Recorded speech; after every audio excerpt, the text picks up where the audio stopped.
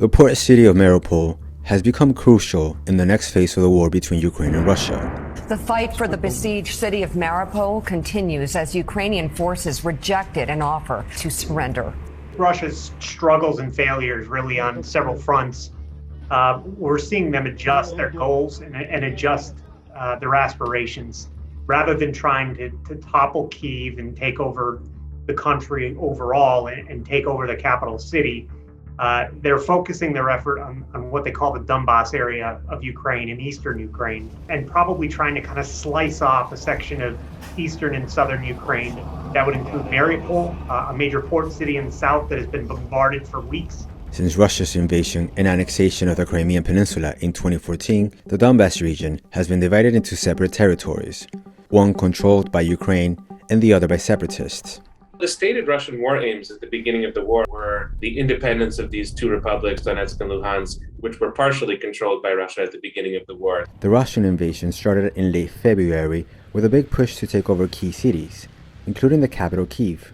After 2 months of fighting, the strategy has not been successful. For Russia, seizing Mariupol would mean a land bridge between Crimea and Donbas, and control of 80% of Ukraine's Black Sea coastline. They have not, under any circumstance, taken that capital at all. All they've been able to do is attack it with strategic weapons. And it appears that as they reconstitute, they're looking to swing them to their eastern theater and to support the Donbas region, where they will likely now make that the main effort as they try to claim some level of victory inside Ukraine. Участвует в специальной военной операции на Донбассе, на Украине, оказывает помощь народным республикам Донбасса. I think it would be a victory for Putin, and I suppose it would be a major one in terms of the real estate that Mariupol's on.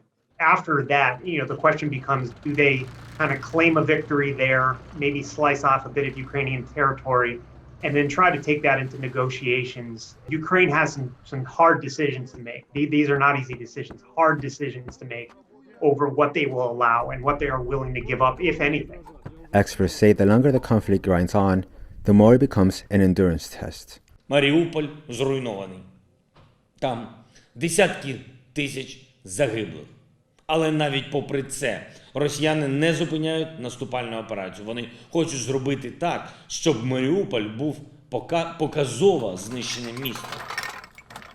Certainly Ukraine wants to go back to normalcy. That what Putin may be considering now is really a long-term war of attrition, where he makes certain territorial gains, he exerts control over some territory in Ukraine, but that the war itself is this force that degrades the Ukrainian economy, that makes the country difficult to function.